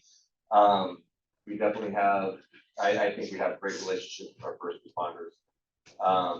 Last year, Madeline and myself went around and we actually met with all first responders, head of the organization, and we just sat down with them. We talked about our emergency operating procedures. We talked about our schools. What would they like to see from us? What we would like to see from them, and just change numbers and just kind of hung out and just kind of talked. Each one of those meetings probably lasts about two hours or so, and so that's really nice. So when we do have emergencies, it's always nice to see a friendly face on the other end. And it's not the first time that we see these people when we have a situation. And so one of the things when we talked about that in our school district, and I know we talked about this before, but we have quite a few agencies that we deal with between Turner Police, Turner Fire, Oswego Police, Oswego Fire, Marion County, and even we deal with State Fire out at West at the alternative school, at the Opportunity Center. And so there's all these different people that we just have to make sure that we're in contact and that they know what we're doing and we know how they're going to operate. And the other goal that we have is we implemented emergency operating protocols for the district. So we actually went through and created GOPs for the district, and that was actually we're just kind of finishing them up a little bit right before COVID hit that spring, and then COVID hit, and then everything kind of took the backside. So last year, we spent a lot of time, and so that was a part of the meetings with the head of the organizations. We met with them, and so we created that, we finalized it, and we made sure that we had their blessings, but we wanted to make sure that we weren't doing anything that we weren't supposed to. And so we have that, and now we are implementing those protocols, make sure that everybody knows that within the district. So last spring, in June, it was back right after school got out, we sat down with all building administrators, and we went through the operating procedures, communication lines, and everything in there. And they had time to ask questions and make adjustments. We did the same thing. And we'll continue to work on that, because the next is how do we communicate that plan, and really how we communicate that with staff, as well as students, as well as public. And so if I had to say one of the areas that we need to work on is communication. And Greg has been very helpful with that as well. And we actually just made a video about like, this is what we're doing, how we communicate. But for me, if we have an emergency, so say we have an active shooter, or we have a fire or an earthquake, how are we going to communicate to families when we have this stuff go down? What is that going to look like? Where a family's going to go pick up their kids? How do they know what's going on? And we know that during this situation that's kind of tough, because cell phones, you know, like when we had a tornado at Turner, cell phones just don't work. Electricity goes out, and how do we get the communication out? What is that? And so those are things that we're working on. Okay. And do we have any questions over those first two things? Yeah. Oh, I don't know this, but keep going. Yeah, okay. So, yeah, so, yeah. You're quite right for me. So, and then the other thing that we'll do is, I act as a resource in my office, or kind of my position, we act as a resource for safety and health manners for all employees. So one of the things that I really wanted to make sure that all employees felt like they're being heard, and that if there's a safety issue, that they can contact me, and we can find solutions to whatever the situation may be. As small as the blinds don't work, I need new blinds for lockdown, so I contact Joe, and through safety, we get our blinds replaced in there. And so, and it's, you know, chips and floors, concrete, different things like that.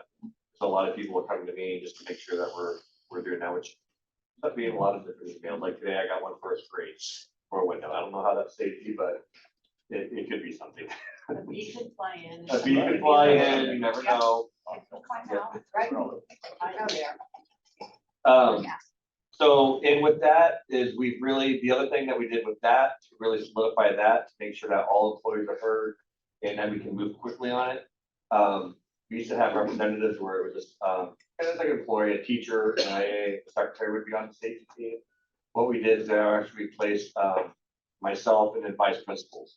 And so we can make decisions in a real time and have administrators there. And so we can move a little bit quicker, instead of saying, hey, like Peter Capered was at Turner, hey, Pete, talk to Dan, and then have Dan talk to me, and we just kind of took out the middleman. And then we set up systems where employees can contact me and do some anonymous things, to make sure that they're being heard that way. And so those were some things that we're working on there. And then finally, the last one is this year, I'm constructing a plan of improvement to current buildings, to strengthen areas of concerns and weakness, compliance with threat, and hazardous events. So, so the first thing that we did, I kind of want to work on a 1 year, 2 year, 3 year plan, kind of looking in the future about some things that we need to do in some areas that we have problems with. One of the areas at the elementary school, we've already taken care of that, was buzzer systems. And so basically, the doors are always locked in the elementaries, and the only way an outsider can get in is they have to ring a bell. They say hi to a camera, and then the AA or somebody buzzes them in, and they walk in that way. And also we're working on fencing, so we have a single entry point, and so the campuses are not open, all the doors are locked, so everybody's funneled into one area at the elementary school. At the secondary campus, we're working on doors. And so what we found is that our buildings are a little bit older than other buildings. And just through years of kids trying to break into the gym and jamming on things, those doors get kind of loose and it's kind of worn out. And so we're looking at replacing major entry points around the school just to make sure that we solidify that and make those doors just temporary. So people just can't get in or open up doors that way. The other thing we did do this summer for that, we also wired the building. So if we want to build capacity later, that we could do automatic door locks later in the future, if that's something that we want to do. But first, we got to have the doors first that actually work with the wire system, the low voltage system, that we can actually have the capacity to do that. And so they were actually running wire for cameras. And so at the same time, said, hey, if you're up there, why don't you run some wire for these doors? And so we could, you know, have some cost savings there. And so those are the things that we're doing there. Cameras, we already have cameras. We are a new camera system. That's a little bit behind schedule right now. I wish they were up right now, but we had different, it's the same company that does our alarm systems. They're working on Cloverdale right now. They also did the buzzers, and those were kind of first priority. And so the cameras should be coming up here in the next week and a half, 2 weeks. I've been in contact with them last week to be like, hey, we got to get these up now. And so we're working on that. And then again, communication is a weakness. Make sure, how do we communicate with parents? What does that kind of look like? Greg and I, we started last year with Madeline, but Greg picked up. We meet weekly for about an hour. We talk about communications around safety and what does that look like and what do we need and how do we communicate. And then the last one that we saw was an area of concern or weakness was supervision after school and after school activities. And so we have approved and it's about ready to be posted for a campus monitor that will come around at noon. I think it's about 12 o'clock and it's day for games. And so when we have kids running around, instead of like, you know, Pete, Debbie, Tyler, Molly, they're in IEP meetings, they're doing other things. They got jobs to do other than to walk the campus to make sure that kids are not behind the ag building or behind the gym. So that somebody's going to be kind of monitoring there. Also, that person is there. It's not going to be like, I don't know, it's more just somebody that's really making positive relationships with kids, making sure that they're here, talking with them, getting to know them, kind of seeing what's going on, and just kind of hearing the buzz out there at the secondary campus. So that's really exciting. We're getting ready to post that. So those are the things that we've been working on. Sort of like an SRO officer, but not a deputy, but not Yes. armed, but just. We're not doing armed. We're not doing armed at this point, but it is something that we are asking them to do some specific training. There's some qualifications that they're going to need to come in with around, you know, security, monitoring, you know, building monitoring and all that kind of stuff. We are paying them at a higher level just because there is going to be a lot of responsibility with that. And so, yeah. So you're looking for that perfect fit. We are looking for a fit. Yeah, I mean, it's going to be one of those things where I don't think we just want to give that job just to anybody, but it's going to be somebody that needs to fit in with our culture, what we're looking for. Again, looking for somebody that, everything we do at Cascade is all relationship based. We know that. I mean, I think that's the foundational thing of everything we do is, and so that person needs to know how to make relationships strong with kids, troubled kids, talk with them, see what makes them tick, just get to know them and, you know, kind of be there if they screw up and steer them in the right direction. Okay. Okay, what, are we doing drills to talk to kids about a shooter in the building? Yeah, so we do active shooter drills, so that should be coming up here in the first month. Everybody should be doing an active shooter drill in the junior high in the first month or so. And then during that time, it's not the drill, but we have teachers talk to the kids about, hey, this is what needs to happen during an active shooter situation. We also included through Safe Schools this summer. It was actually quite a long, like a 30-minute, 35-minute long video on just like, hey, this is the basic umbrella of what we need to do during an active shooter situation. And then I'm setting up meetings. I've already met with Turner. I met with the Opportunity Center. I still need to do some of the other schools where I come in and we just talk. I talk with staff, and it's all about the what ifs or, hey, my specific situation. So what I'm hoping for, like, John Iverson at the metal shop, hey, we have an active shooter, what does that look like for my area? And this is a problem. So even with Almsville, we were looking at, and that kind of came up, we haven't met with them, but we are talking. And we have to problem solve because right now Almsville has the quads, the 3-5 buildings. And so we locked down one, so we've been there and they're kind of going around where we'll close doors shut, because now we have fire code violations. There's some different things, so we have to figure out what that looks like to make that operate. So that's a situation. And again, those situations only come up when we have good relationships with our staff and they feel safe that they can talk to me or they can talk to administrators that way. So we are trying to find these situations where, again, we're trying to find weaknesses and areas of concerns, and we need to find those. So that's what so we talk to staff and do the same thing there. And have you done that? Okay, because have you met with, let's just take the junior high staff. No, I haven't met with the junior high staff yet, I'm no. pumped. On the Okay. 26th. Yeah, so we have, Okay. what am I saying? 26th. The 26th, Okay. yeah. I know, I think things are better, but is that, like, for example, are the PE teachers still wearing walkie-talkies? Yes. Okay, because in the old days, when it was crazy, the gym is noisy, we have over 100 kids down there. There's, we've had somebody in the building, we don't know what's going on, so we would lock them down to send a kid up because we couldn't hear it on the intercom. Just things like that. And I know, I don't know, is the high school wearing walkie-talkies too? Yeah, these are questions, that's a good question, I don't know. Yep, yep. And so as we kind of go through, and I meet with the high school staff, and we kind of go through, those are the what ifs that we need to kind of go through, just to Okay. make sure that we're not missing anything. Because those are the situations that we need to address, Right. and to make sure that we are not missing something. And I also wanted to say too that, we go through these drills, like, let's just say that one term we practice a drill with a shooter in the building. And maybe this student has English in this junior high, but maybe if something like that really happens, he's over in the vocational building. I think that every teacher has to go through with each class as to what they would do, what their exit would be, what the plan of that class is, because everything is so different. As a PE teacher, we don't want our kids out on the field. We want a place that we want to take them to if something were to arise like that, or if we have a lockdown in the gym, how are we, there's just so many entities to every situation.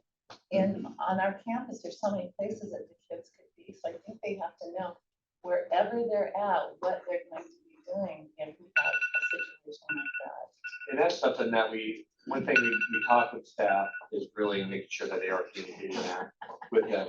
Now, however, so what I am gonna do with that is, I'll work with the building and let me talk with Pete, especially Pete and Debbie on this campus, just because they are rotating through. Let me come with a plan and then next month, is that okay if I kind of report back to you on what we did there? Yeah, That'd be awesome. Okay, yeah. I think that is an area just to make sure that, hey, let's address, hey, every class, what are we doing in vocation, what are we doing in PE? Because at the elementary level, again, they're usually in one area, we address it there, so what do we do in PE?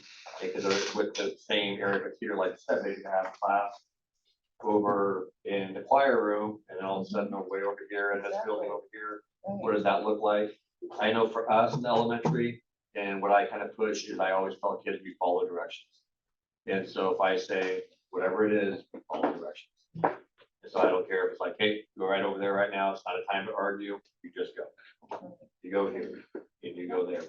And so that's one. So some of the things we do, and what I do at my school, I know they do it at some other schools as well, is like after a fire drill, instead of just going right back to the classroom, I say, okay, I want this class over here, I want that class over there, I want that class over there, just to practice to do something a little different. Exactly.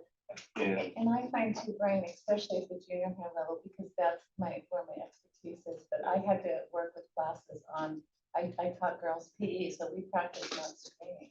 oh, And doing, they just opportunities like that, where a shooter that was close by to a classroom, they could hear students because they're out of control and they don't know how to act.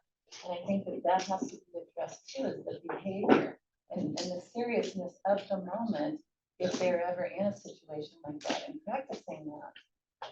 And I really find, and this is what I found, I mean, again, I've been kind of away from the secondary campus for a while, but in elementary or even the kids in general, when there's an emergency situation, I really find kids step up to the occasion.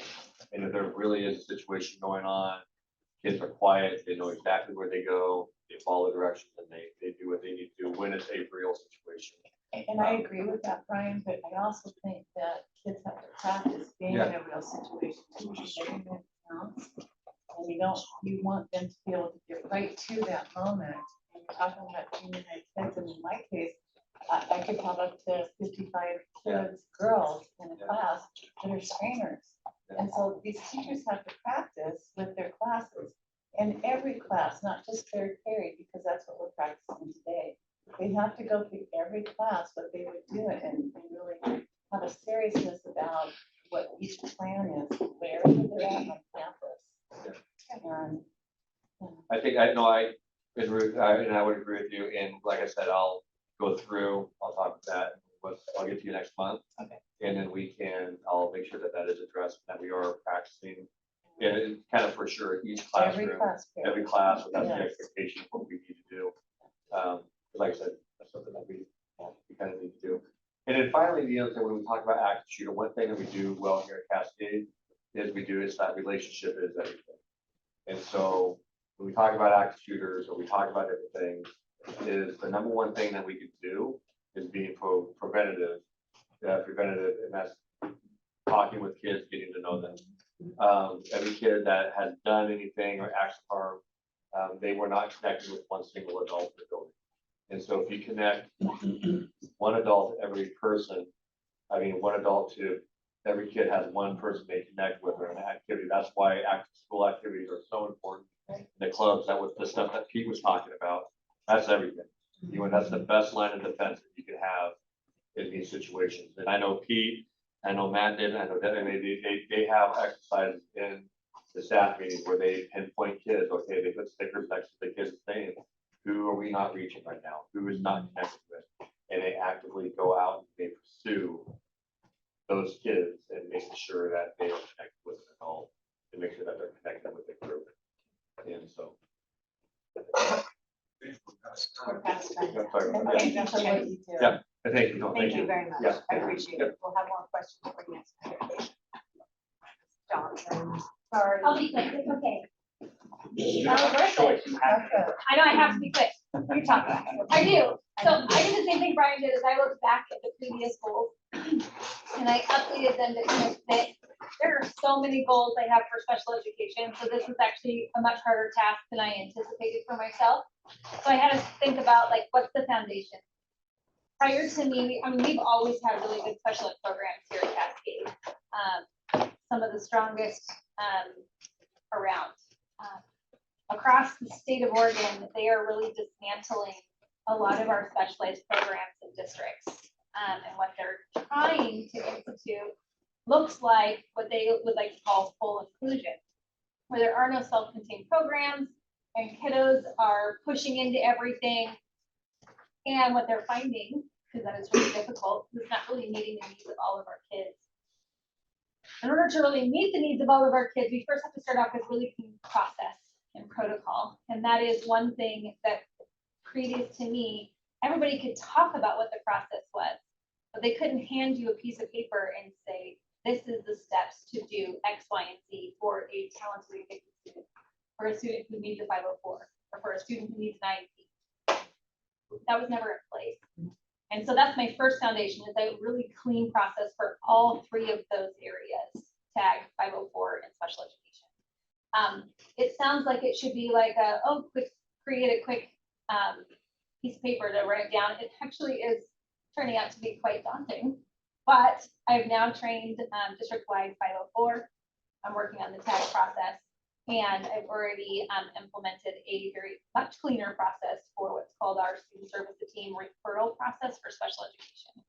So my goal is here within the next couple months to have TAG completed as well. That process then feeds into your goal number 2, which is every student will access the general education curriculum and participate in a general education classroom as deemed. I want to really emphasize deemed what's meaningful and appropriate by the IEP team. And I wanted to just talk a little bit about what meaningful and appropriate is. So I talked about how a lot of districts have dismantled their special education self-contained programs. To me, that means that we're cookie cuttering kids to fit programs as opposed to creating programs that fit our kids. So looking at what's meaningful for our kids, but making sure that every kiddo has equal opportunity to access. And that just might look a little different. I did, like I spoke last school year, towards the end of the school year, about basic skills and really looking at how we are supporting kiddos, elementary, middle school, and high school, and our diploma option. And I talked about how I was trying to get rid of that modified diploma pipeline. Well, then lo and behold, right after that, ODE released information about how they're also looking at getting rid of the modified diploma. I didn't have insider information, but that was something I was leaning towards, is how can we get our kids more access, appropriate access, that gets them towards that regular diploma option. And then 3, kind of going back and pivoting off of elementary, is really creating a strong math curriculum for specialty design instruction.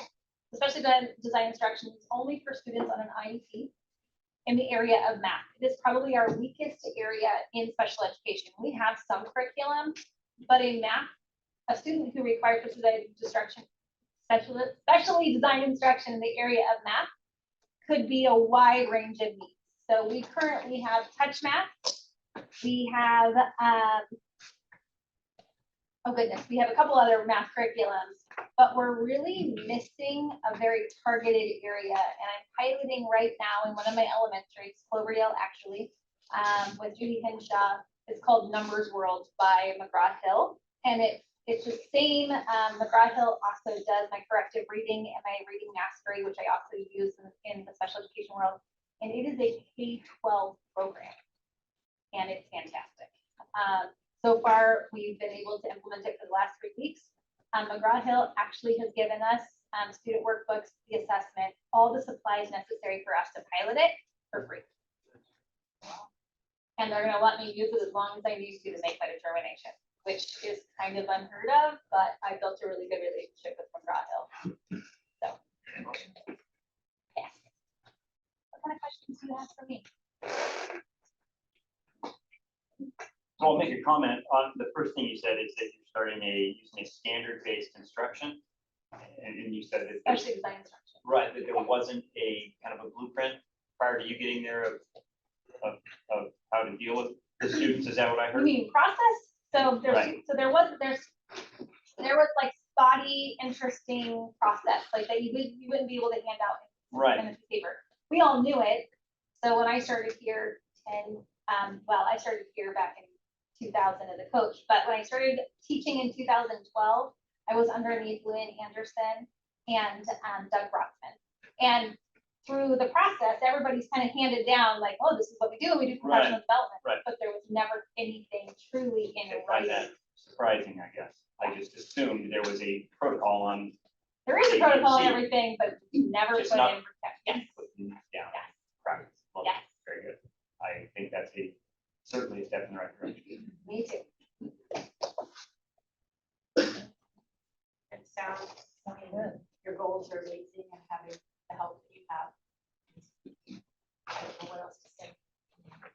I'm excited. She's got a couple more minutes. Can I ask you a question? Yes. So I know that you have talked to me, and I was hoping you'll share with the board, that this philosophy that a number of districts are taking about full inclusion, right? And you and I have talked about this idea that that's not necessarily a philosophy that you embrace.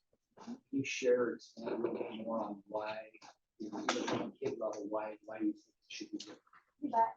So again, I kind of come from the lens of I want programs that fit kids' needs. I don't want to have to like cookie cutter. That's like the best thing I can come up with. We have students, especially with extreme behaviors, that are attacking staff, that are throwing desks, that are breaking computers, that are, littles calling you names that you never would think would come out of a 5-year-old's mouth.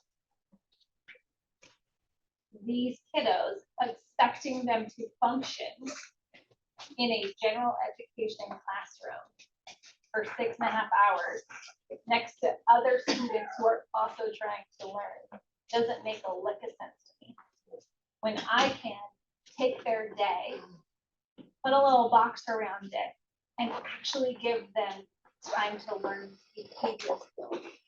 I can work with their social emotional life. I can break up their academics so it's manageable and attainable. I can take their day and give them breaks and extra snacks and maybe even a nap. And I make it a safe place for them. I've been able to take kiddos with these extreme behaviors and I get them to places where they're functioning, where they're able to go into bigger classrooms and spend more time. I can't do that if I'm trying to shove them in all the time into the big classroom. And the same thing, now I'm going to take it to a student who is low cognitive skills, maybe nonverbal, sitting in a 9th grade algebra class.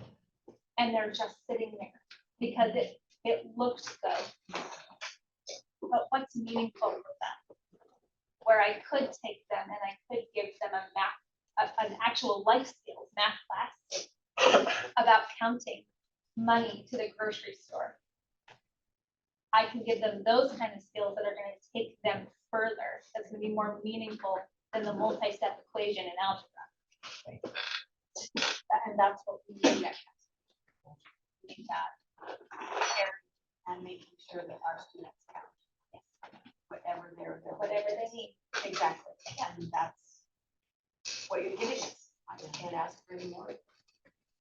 If I could get into that for a second, where do you think this is coming from? So somebody who knows nothing about education, I can tell you that's a horrible idea.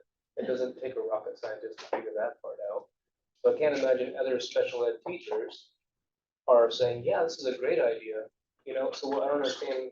There are some individuals who have a very different belief than I do and a very different philosophy. And I've had the privilege of being underneath 2 other special ed directors that have shared the same exact philosophy that I do, Leanne Anderson and Kevin Carroll.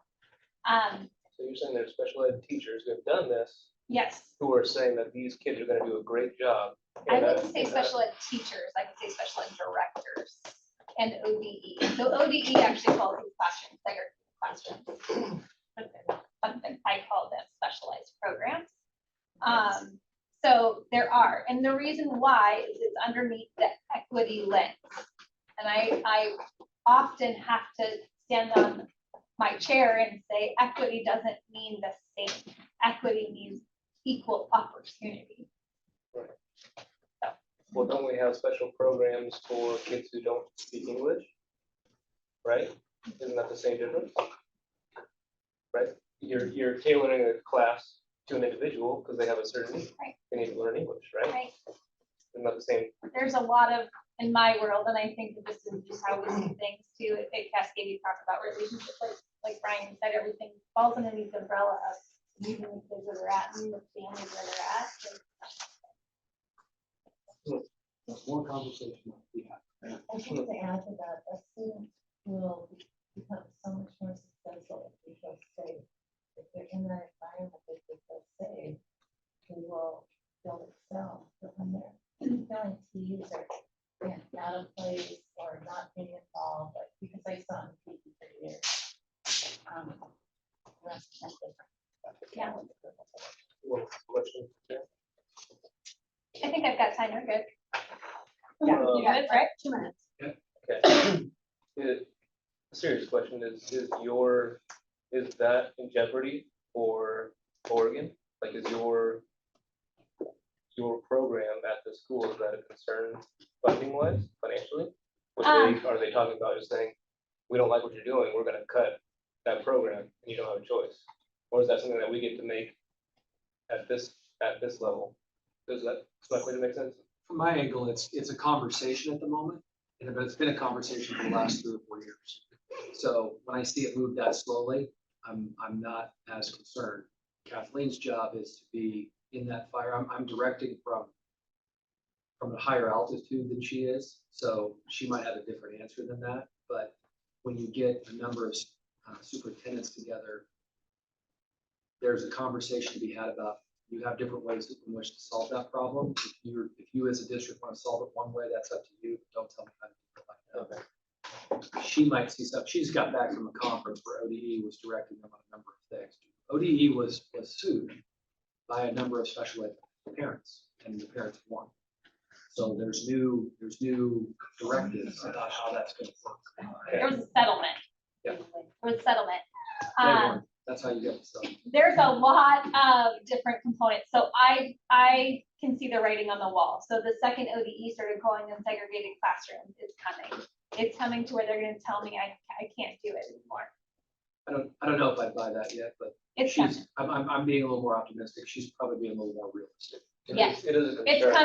coming. So then the idea is truly how do we prepare for it? And I'm not a quiet special ed director. You guys get to see me on a very like cool and collected. I'm the special ed director that's voicing my opinion to ODE and standing up for what we do. I love that. Good thing to do. Thank you. More conversations to be had. We'll continue this. One more, yeah, one more quick thing for any of you. Let us know what we can do to support.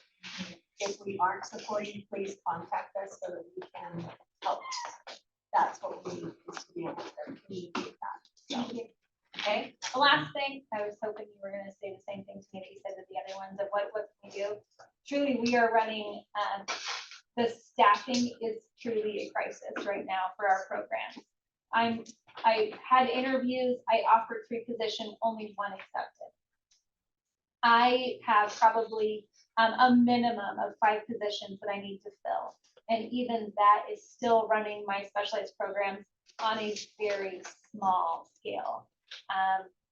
The second a teacher calls out sick or an IA calls out sick, I'm in classrooms, or administrators are in classrooms that are high need classrooms, just to make things, number 1, safe for our kids, and number 2, not just sustaining a classroom, but truly making the classroom thrive. What I see coming down the pipeline is, and I talked about it last school year, the level of need in our kindergarten classroom is just the beginning. What we're going to see, I think, over the next 5 years is an even higher need come in every year for the next 5 years in that kindergarten class. And what does that mean for us? That means we are going to need to, number 1, prepare for it, but that means we need the people and the space for it. Is the staffing problem for you the same staffing problem that everybody else has, or is it different? It's the same and different all at the same time. So I think we've got to find a way to compensate our classified staff better. And then it's different because if you have spent any time in a self-contained classroom, it's hard. It is hard. Our specialized programs are meeting a wide variety of needs, and the safety and the endurance. Truly, if you walk into my elementary life skills classroom, I invite you to come there. Laura Bra is amazing, and she's in tennis shoes and leggings and a t-shirt, and her hair's up in a bun because she is running all day long. Those ladies in those rooms, I tease them. I'm like, you don't need a gym membership. It's on me, because they're working so hard. And so the sustainability of that becomes more challenging, especially when we're in a staffing crisis, because that means if one person's out, they're picking up, right? And it is hard to keep really good staff.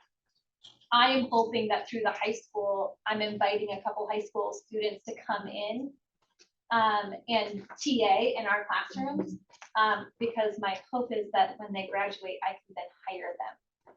In fact, I told one of them at his IEP meeting yesterday, I want you to come back and work in my elementary. So, okay. Thank you very much. Okay, we're gonna adjourn the work session at this time.